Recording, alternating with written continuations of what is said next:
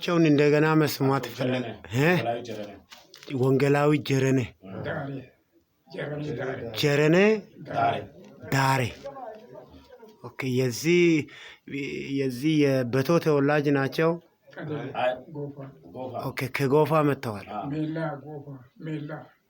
ኦኬ አሁን በ122 ዓመት እድሜያችሁ እንዴት ትናገራላችሁ? ጋራ ልጅ ናቸው። እንደውም የቡድን ጸላይ እኮ ነው። አሁንም አገልግሎት ሜዳ ናቸው።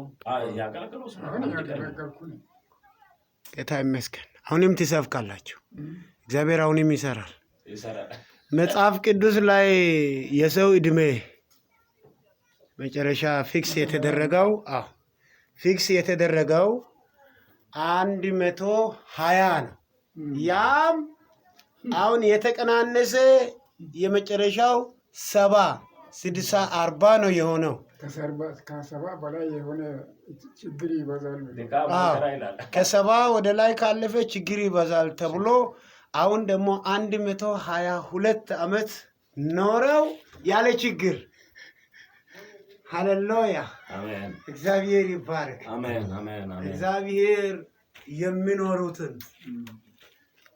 ከእውነት ልብ ከፍጹም ልብ የሚያገለግሉትን እንደዚህ ያኖራል። እግዚአብሔርን በመተማመን የሚጠባበቁ ኃይላቸውን ያድሳሉ የተባለው ቃል በእርሶ ተፈጽሞ ልብ ነው እግዚአብሔር የሚመለከተው። ኦኬ ልብን ይመለከታል። አሁን አንቺም ቃላት እንዳትረሱ። ልብን ይመለከታል። እግዚአብሔር የሚያየው ልብ ነው። ይሄን እግዚአብሔርን በመተማመን የሚጠባበቁ ኃይላቸውን ያድሳሉ የተባለውን ቃል እንዲህ ይላሉ ጋሼ። እግዚአብሔር ልብን ይመለከታል።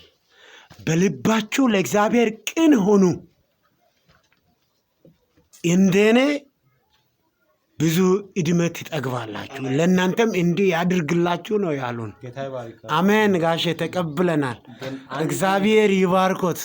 አንድ የመጨረሻ ምናልባት እርስዎ የሚያስተላልፉት ለኛ መጋቢ አንጎሌ ይናገር። እሺ ይቅርታ በመሃል በመግባቴ እርስዎ ምናልባት ለኛ እንግዲህ ካለፉት ከህይወት ተመክሮት እና ከአገልግሎት አንጻር ምናልባት ዛሬ በዚህ በባቶ ቁጥር 3 ኮንፈረንስ እንደ እግዚአብሔር ፈቃድ ሆኖ ተገናኝተናል እና እርስዎን በማየት በጣም ነው ደስ ያለን። ደግሞ ሚክሮትን ለኛ ቢለግሱ ምናልባት በዚህ ጎዳና እንደዚህ አገልግሎ እንደዚህ ሂዱ የሚል ምክር ለኛ ቢለግሶ ያው እንቀበላለን። ነው ሰከቱ ዲቸነው ተረባረበ ነው በስልኝ ታረዶ ኮግን ሰፈደንበሽ እኔና ቤተክርስቲያን በሐሳብ አንድ አይደለንም። እኔ ባለውበት ደረጃ ላይ አይደለችም ቤተክርስቲያን። እቺ ቁጥር 3ኛውን ማሳደግ ቁጥር 2 ቁጥር 1 ተባርቦ ህዝቡ በእነሱ ላይ እንዲመጣ ለማድረግ ነበረ። ግን ከኔ ጋር አልነበሩ። ሐሳቤ እንደዛው ነው። እኔ የሄድኩበት መንገድ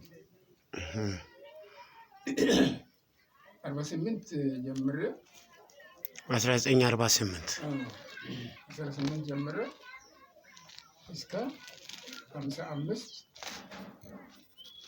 እስከ 56 ድረስ ወንጌል ሰባኪ ነው። ከዛ 55 ዓመተ ምህረት ምርጥ መጽሐፍ ትምህርት ቤት ገብቼ ተምሬ 2 ዓመት ተምሬ 7ኛው 57 በውልቅ በነሱ ግቢ ተቀጠርኩ። መጽሐፍ ቅዱስ ተማሪ ሆኜ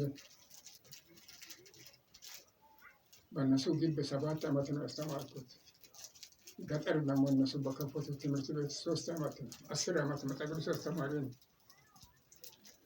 ባለ ትዳር ሆነዋል የዛን ጊዜ። እነዚህ ልጆች እኮ እየወለድን ነው።